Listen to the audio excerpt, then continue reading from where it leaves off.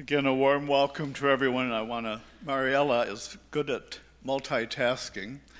Knowing that she was going to speak this morning, her dad, Tommy, tells me that she also planned a sleepover last night. So she went home to say goodbye to her friends who were hanging out at home. So, wow, that's a ball of fire going on there. So, again, a warm welcome today and I want to again just mention Marielle. I think she took us in a wonderful direction this morning as she stood here and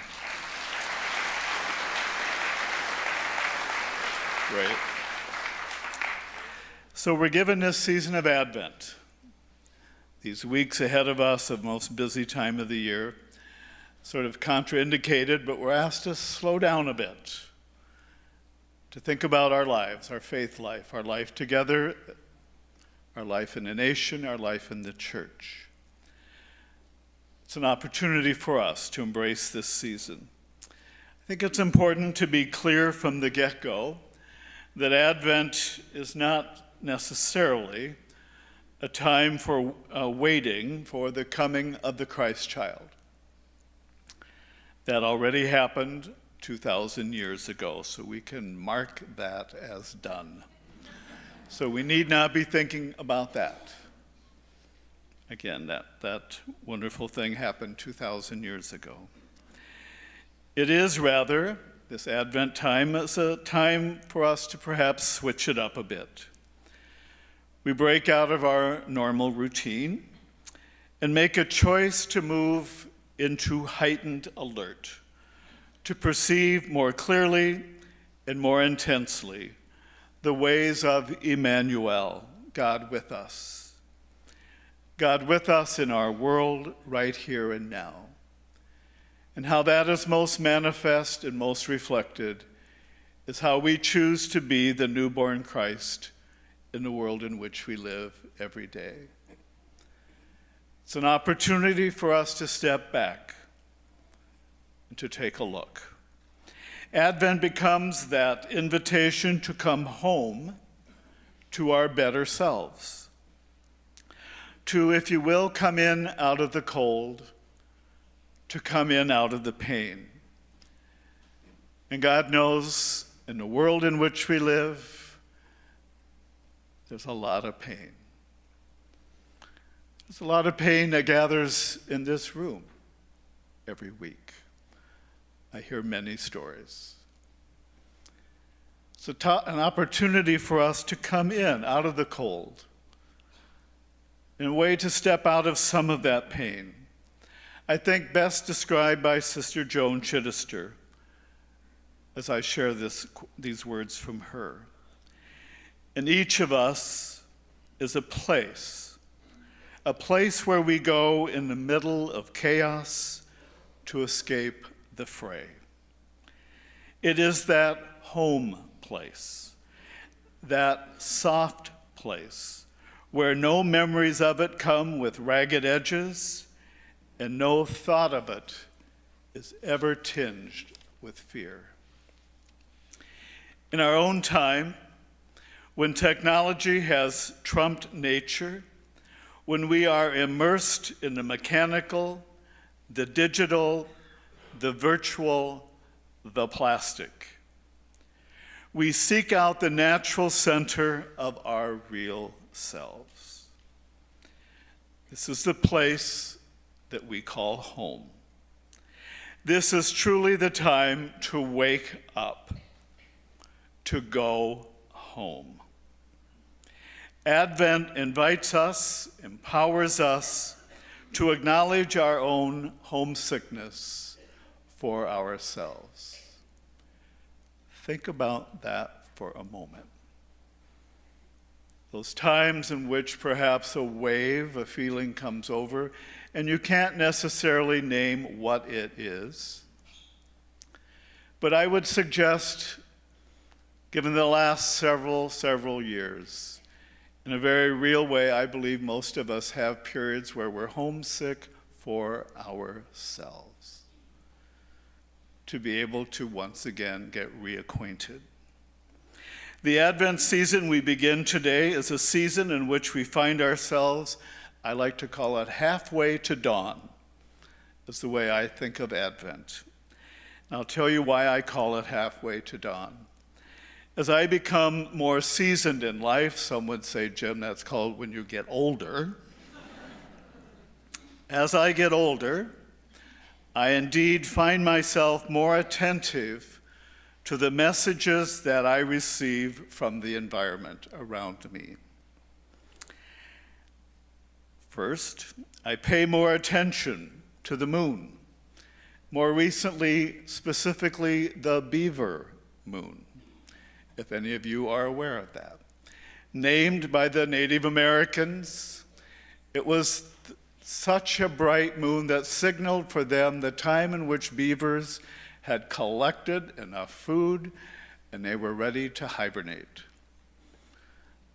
We've had that experience of the beaver moon as it comes into the western horizon. I noticed it specifically out of the west window of my bedroom. I'd pay a lot of attention to it because I thought, oh my gosh, I've left the lights on. Indeed, it's the moon, and it signals an opportunity to let go of all the noise, all the nonsense, all the unresolved that preceded that moment in time. As I have told you before, this quote, and the moon said, "My darling, you need not be whole in order to shine." You need not be whole in order to shine. So I find myself at that time of the early morning, as that bright moon shines in the window, filling the room, it is a reminder that we live in a time that we know is not a time of fulfillment, and still we can shine in our own way. We still have questions. There remains all that feels unresolved. I find myself, as I look out that western window, for all that feels unresolved, for all the questions of what if, what about, I find myself giving it to the moon and letting the moon take it down the horizon. And yet, the windows on the opposite side of my bedroom provides yet another message, another reminder that there is in the eastern horizon a reminder of a new day yet to unfold, new possibilities of fulfillment, an invitation to be hopeful as the sun frequently and at times quite timidly reminds me that we can begin brand new, to wake and to be alert to a new day. It's a message of hope.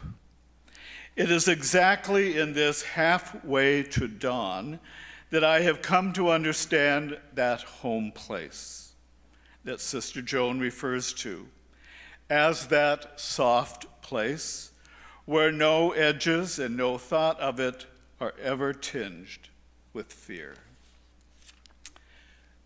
Advent invites us to come home to ourselves, to be in that middle place between the sun, the hint of sun, and the moon, to be at home with ourselves without pretension, without deception, and without fear. A time to consider where indeed are we in this journey called life. What choices need to be made in order to continue to move forward? In today's gospel from Mark, Jesus said to the disciples, "Be watchful, be alert. What I say to you, I say to all, watch, remain attentive." And in that second reading from Paul reminds us that we are not meant to be lacking in any spiritual gift as we wait for the revelation of Jesus Christ. We already have what we need. We just need to find it within. As we heard also in our opening ritual today, tend to the heart, and the power of love will name itself as God. tend to the heart. Be watchful, be alert, and be faithful to a vision of peace for our world.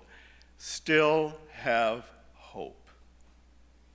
This faith in the future that God has in store for us. You gotta have hope. It assures us that nothing we do to bring God's justice, God's peace and love, no matter what it is, what our gift is that we bring, that may seem insignificant to us, whatever we bring is never given in vain. What we bring matters. It's important for us to let go of the lie that either we don't have something or what we have isn't enough.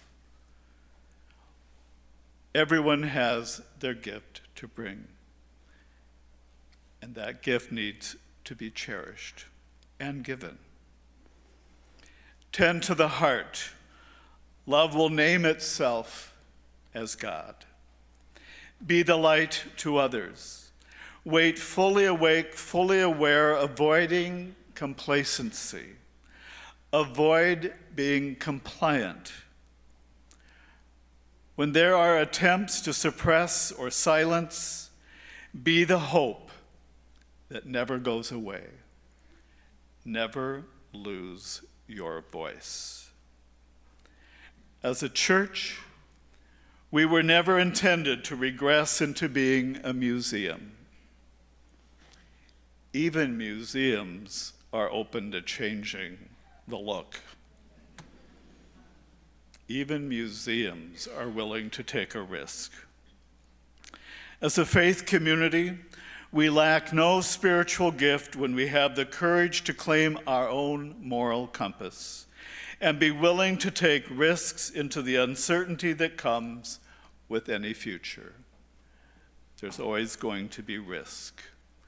Tend to the heart. Love will name itself as God. We deserve leadership that calls us to be engaged in faith and justice, not a culture of disengagement. As a faith community, we need leadership that will challenge us to grow, not to go backwards. And that alone, I can assure you, requires no further study on the part of anybody. That requires no further study. We know that to be true because it's our moral compass. It's a gift from God that we all have. We cannot and we will not be misled to a false sense of hope in our future as a church. We cannot be fibbed to. We need to hear the truth and hear it all the time as to what we're interested in going as a church. Tend to the heart, and love will name itself as God. Our Christian faith is always about the future. What we believe about the future shapes the choices that we make today. What we believe about the future empowers us to do what we must to be a life-giving and a relevant faith community in today's world. Today's world, where the needs exist today. Tend to your heart and claim leadership within yourself.